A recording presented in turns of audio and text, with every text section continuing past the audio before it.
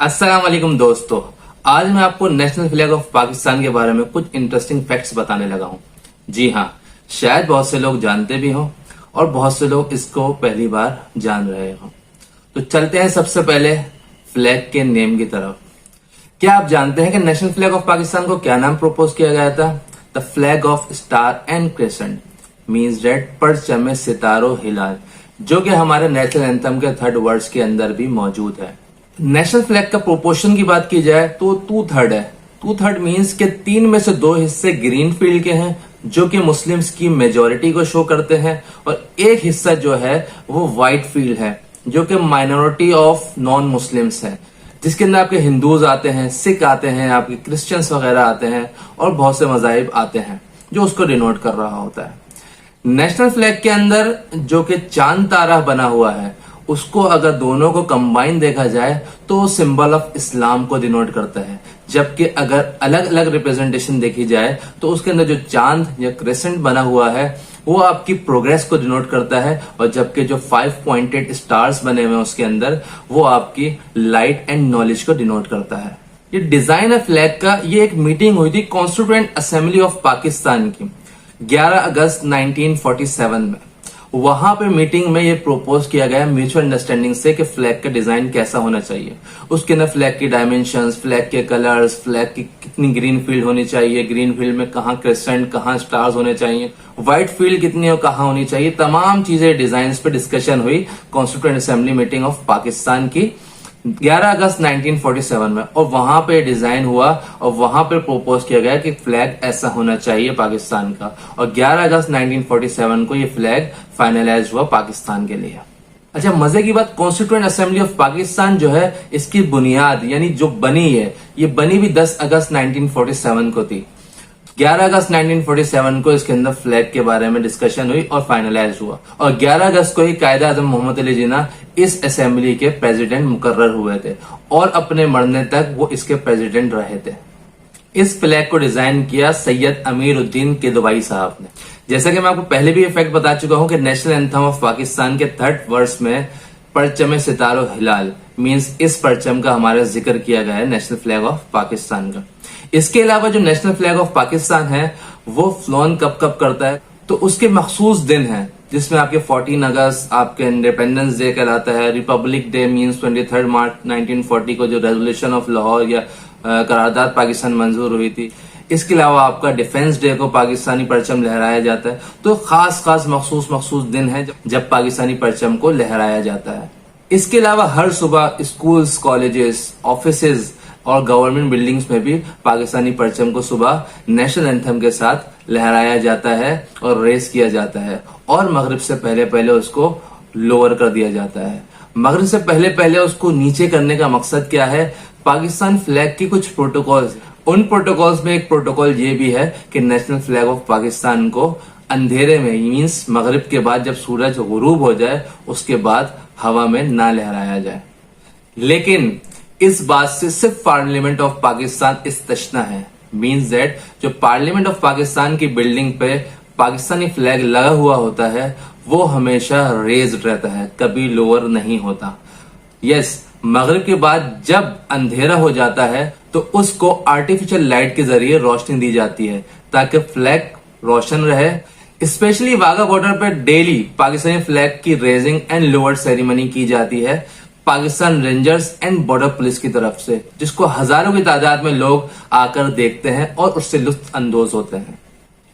Pakistani flag को 14 अगस्त यानी independence day पे and 23 March means resolution day पे फुल मेस्ट पे लहराया जाता है। फुल मेस्ट मींस कि जो पोल होता है जिसपे आपने देखा होगा फ्लैग को लगाया जाता है उसको मेस्ट कहते हैं, और उसके जो सबसे टॉप वाला नॉट होता है वहां पे झंडे को जब लहराया जाए तो इसको फुल मेस्ट कहते हैं। इसकी डिनोशन क्या है? इसका मतलब ये होता है फुल मेस्ट पे लहराने का मकसद कि दिस इज लिविंग नेशन, ये एक जिंदा कौम है, ये डिनोट करता है। और जब हाफ मेस्ट पे लहराया जाता है परचम को तो ये डिनोट करता है कि किसी गम की वजह से या किसी अपने प्यारे के मरने की वजह से उसकी याद में इस परचम को लहराया जाए। 1947 में viceroy of India Louis Mountbatten ने प्रपोज किया था पाकिस्तानी फ्लैग को। उसने कहा कायदे आजम मोहम्मद अली जिन्ना से कि पाकिस्तानी फ्लैग ऐसा होना चाहिए। उस झंडे में क्या था कि पाकिस्तान का झंडा तो मौजूद था लेकिन उसके बिल्कुल साथ जो उसका चांद सितारा था, उसके बिल्कुल लेफ्ट टॉप पर सेंट जॉर्ज क्रिश्चियंस का जो प्लस का निशान होता है वो भी मौजूद था। लेकिन कायदे आजम ने ऑन ग्राउंड फौरन डिनाई कर दिया था इस चीज से कि कभी भी मुसलमानों के झंडों के साथ दूसरा झंडा मुसलमान इस चीज को गवारा नहीं करेंगे, एक्सेप्ट नहीं करेंगे। इसलिए उन्होंने डिनाई कर दिया था कि पाकिस्तान का झंडे का डिजाइन ऐसा नहीं हो सकता।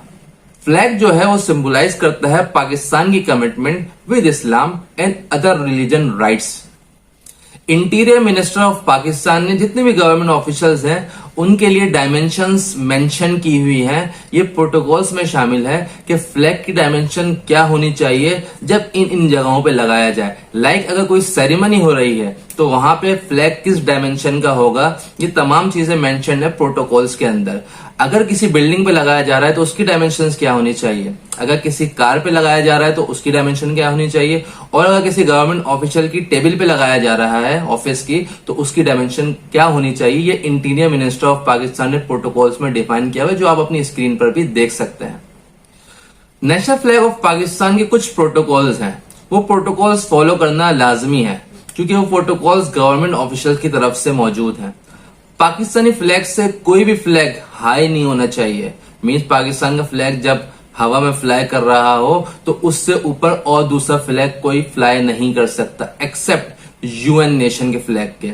जी हाँ, यूनाइटेड नेशन का जो फ्लैग है वो पाकिस्तानी फ्लैग के साथ अगर फ्लाई कर रहा है तो उसकी हाइट पाकिस्तानी फ्लैग से ऊपर हो सकती है। उसके अलावा कोई भी फ्लैग पाकिस्तानी फ्लैग से ऊपर नहीं हो सकता। हाँ, अगर बहुत सारी कंट्रीज के फ्लैग एक साथ लगे हुए हैं तो उसके प्रोटोकॉल में यह है कि पाकिस्तानी फ्लैग जिस हाइट पे लगा हुआ होगा बाकी कंट्रीज के फ्लैग भी उस सेम हाइट पे हो सकते हैं, उससे ऊपर नहीं हो सकते। पाकिस्तानी फ्लैग कभी भी किसी प्रोविंस के फ्लैग, कॉर्पोरेट फ्लैग्स या मिलिट्री के फ्लैग के साथ फ्लाई करेगा तो हमेशा पाकिस्तानी फ्लैग की हाइट ऊपर होगी इन तमाम फ्लैग से। जब भी पाकिस्तानी फ्लैग को मेस्ट के साथ बांधा जाएगा तो हमेशा लेफ्ट साइड से बांधा जाएगा ताकि वो राइट साइड पे आजादाना तौर पर उड़ सके, फ्लाई कर सके और बीच में कोई ऑब्स्ट्रक्शन मौजूद ना हो। इसके अलावा प्रोटोकॉल्स में है कि पाकिस्तानी झंडे को किसी ऐसी जगह ना बांधा जाए या ऐसी जगह फ्लाई ना किया जाए जहां पे गंदा होने का या फिर उसकी बेहुरमती का कोई चांस हो कि जमीन पे शूज के नीचे अल्लाह ना करे आ जाए। इसके अलावा मैंने आपको बताया कि उसको डार्क में, अंधेरे में नहीं उड़ाना चाहिए, सिर्फ पार्लियामेंट ऑफ पाकिस्तान की बिल्डिंग के अलावा जहां पे आर्टिफिशियल लाइट्स लगाई जाएंगी। उसके ऊपर किसी किस्म का मार्क नहीं होना चाहिए, कोई इन राइटिंग या कोई ऐसी चीज उस पर नहीं लिखी हुई जो चाहिए, प्रोटोकॉल्स में शामिल है। इसके अलावा जब भी पाकिस्तानी फ्लैग फ्लॉन किया जाएगा तो जितने भी यूनिफॉर्म्स के अंदर हैं गवर्नमेंट ऑफिशियल्स या प्राइवेट ऑफिशियल्स वो तमाम सैल्यूट करेंगे उस फ्लैग को। उसके अलावा अदर देन यूनिफॉर्म्स जो हैं वो उसकी ताजीम में खड़े हो जाएंगे खामोश। इसके अलावा प्रोटोकॉल्स में शामिल है पाकिस्तानी झंडा हमेशा उड़ेगा या नीचे होगा सिर्फ सेरेमनीज के अंदर। मीन्स लाइक 14 अगस्त हो गया, 23 मार्च हो गया, 6 सितंबर हो गया, लाइक इन चीजों में पाकिस्तानी फ्लैग को रेस किया जाएगा या लोअर किया जाएगा। इसके अलावा प्रोटोकॉल्स में है कि हमेशा पाकिस्तानी फ्लैग को हॉरिजॉन्टली दिखाया जाएगा, डिस्प्ले किया जाएगा, कभी भी वर्टिकली डिस्प्ले नहीं किया जाएगा कि उसका चांद तारे का मुंह नीचे की तरफ चला जाए। और एक और प्रोटोकॉल यह है कि हमेशा ग्रीन फील्ड जो होगी वो राइट साइड पे होगी और व्हाइट फील्ड जो होगी वो लेफ्ट साइड पे होगी, और जो उसका क्रेसेंट यानी चांद है उसका मुंह ऊपर की तरफ होगा और सितारों का मुंह भी उसके ऊपर की तरफ होगा। तो ये तमाम प्रोटोकॉल्स हैं जो कि फ्लैग्स के प्रोटोकॉल्स मौजूद हैं गवर्नमेंट ऑफिशियल्स पे।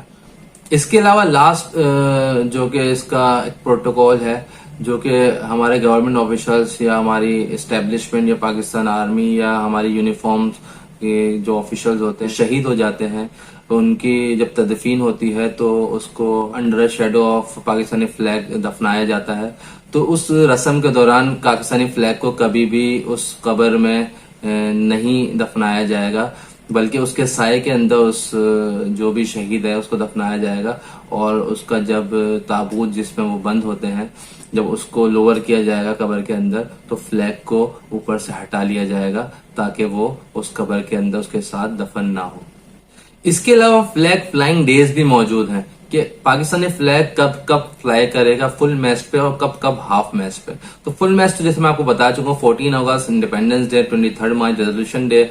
इसके अलावा आपका कायदे आजम मोहम्मद अली जिन्ना की पैदाइश वाले दिन मीन्स 25 दिसंबर, इसके अलावा अल्लामा इकबाल की पैदाइश के दिन मीन्स 9 नवंबर को इन 4 दिन पाकिस्तानी फ्लैग को जब फ्लाई करवाया जाता है तो फुल मेस्ट पे फ्लाई करवाया जाता है। इट मीन्स कि लिविंग नेशन का सिंबल है फुल मेस्ट पे फ्लाई करवाना। जबकि कायदे आजम मोहम्मद अली जिन्ना की वफात वाले दिन मीन्स 11 सितंबर को और अल्लामा इकबाल की वफात के दिन मीन्स 21 अप्रैल को हाफ मेस्ट पे फ्लैग को फ्लाई करवाया जाता है। इट मीन्स कि कोई अपना इस दिन मरा है उसके गम में इस फ्लैग को फ्लाई करवाया जा रहा है, इसलिए उसको हाफ मेस्ट पे फ्लाई करवाया जाता है।